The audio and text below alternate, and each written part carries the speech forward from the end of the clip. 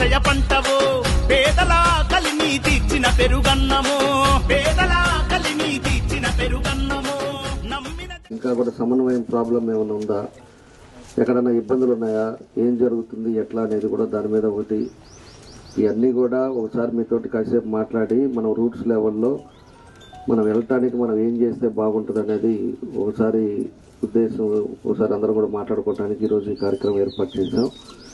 చేసినటువంటి కార్యకర్తలందరికీ కూడా పేరు పేరున మా ధన్యవాదాలు తెలియజేస్తున్నాం. ఇప్పటి వరకు ఈ డివిజన్ లో అన్ని కార్యక్రమాలు, పార్టీ తరపున కార్యక్రమాలు చాలా బాగా అద్భుతంగా జరిగినాయి. నాకంటే చిన్నవారైనా సరే భాస్కర్ గారు చాలా ముచ్చటగా అందరిని కలుపుకొని సమన్వయంతో బూత్ లోని కార్యకర్తలు గాని నాయకులు గాని అందరిని ముందుకు తీసుకెళ్లి పార్టీని బలోపేతం చేయడానికి చాలా కృషి చేశాడండి. ఇప్పుడు ముఖ్యంగా ఇక్కడ మాట్లాడుకోవాల్సిన విషయం ఏంటంటే, ప్రస్తుతం ఉన్న ఎమ్మెల్యే గారు ఎలక్షన్ 10 రోజులు ఉన్నప్పుడు ఆయన పట్టాలు ఇచ్చి అందరిని మభ్య పెట్టి అదనేదో మళ్ళీ ఎలక్షన్ లో ఓట్లు వేయించుకొని గెలవాలనే ఉద్దేశంతో 10 రోజులు, కేవలం 10 రోజులు పట్టాలు ఇచ్చాడు. 5 సంవత్సరాలు ఆయన 2.5 సంవత్సరం మంత్రిగా ఉండి 2.5 సంవత్సరం ఎమ్మెల్యేగా ఉండి కనీసం ఆ 2 సంవత్సరాల ముందైనా సరే పట్టాలి జనాలు ఇల్లు కట్టుకొని సుఖంగా ఉండాలంటే 2 సంవత్సరాల ముందే అతను పట్టాలు ఇచ్చి చేయగలిగేవాడు. ఈ ఒక్క విషయంలో మనం అందరం ఆలోచించాలి.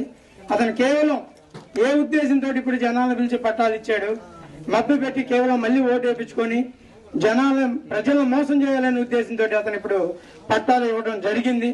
అది కూడా మన పెద్దలు చెప్తున్నారు, అవి కింద కోర్టులో ఉండయని.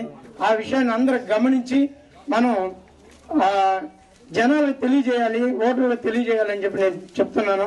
అదేవిధంగా వాసు గారు ఒక మాట చెప్తున్నారు, కొత్తపట్నంలో సార్ బ్రిడ్జి వేస్తే ఇప్పుడు ఆయన తారు వేసాను, ఆయన నా సొంత డబ్బులతో నేను వేసానని చెప్పి పదే సోషల్ మీడియాలో డబ్బా కొట్టుకుంటాను. మీరు మినిస్టర్గా ఉన్నారు, ప్లస్ ఎమ్మెల్యేగా ఉన్నారు. మీరు ప్రభుత్వం నుంచి నియోజకవర్గానికి తేవాల్సిన నిధులు చేత కాక, మీ పనులు చెయ్యలేక మేము సొంత డబ్బులు పెట్టి చేసామని చెప్తున్నారు. అసలు మీ సొంత డబ్బులు పెట్టి చేయాల్సిన అవసరం ఏముంది? నియోజకవర్గానికి నిధులు వస్తాయి కదా, మీ ముఖ్యమంత్రి దగ్గర నుంచి నిధులు తెచ్చి నియోజకవర్గాన్ని అభివృద్ధి చేసే బాధ్యత మీకుంది కదా. మీరు అవన్నీ మర్చిపోయి ఈ రోజు నా సొంత డబ్బులు పెట్టి నేను చేస్తున్నానని జనాల మభ్య పెట్టడం తప్పితే ఇది అభివృద్ధి చేసే వ్యక్తికి ఉండే లక్షణాలు కాదని చెప్పి కూడా మనందరం గమనించాలి. ఈ రోజు మన ఎమ్మెల్యే గారి పరిస్థితి ఎట్లా ఉందంటే, జనాల సమస్యలను పట్టించుకోవట్లా. నిద్రపోయే వ్యక్తిని మనం లేపచ్చు, నిద్ర పోతున్నట్టు నటించే వ్యక్తిని మనం లేపలేం. ఎందుకంటే కుప్పలు 60 ఎకరాల చెరువుని కార్యకర్తలు అందరూ కలిసి చేపల పెంపకానికి ఇచ్చినప్పుడు గ్రామ ప్రజలందరం కూడా పూర్తిగా వ్యతిరేకించాం. అయినా కూడా వాళ్ళు చేపల పెంపకానికి ఇచ్చి చెరువు బస్టు పట్టించారు.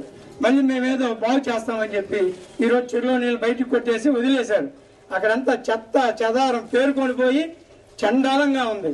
అలాంటి పరిస్థితులు భవిష్యత్తులో రాకూడదు అంటే మన నియోజకవర్గానికి మళ్ళీ దామచర్ల జనార్దన్ రావు గారే ఎమ్మెల్యేగా గెలవాలి. ఇక్కడ ఏంటంటే, ఇక్కడ జనార్దన్ గారిని భారీ మెజార్టీతో గెలిపించుకునే బాధ్యత మనందరం ఉందని చెప్పి తెలియజేస్తూ, ఈ అవకాశం ఇచ్చిన ప్రతి ఒక్కరికి పేరు పేరున ధన్యవాదాలు తెలియజేస్తూ, జై హింద్.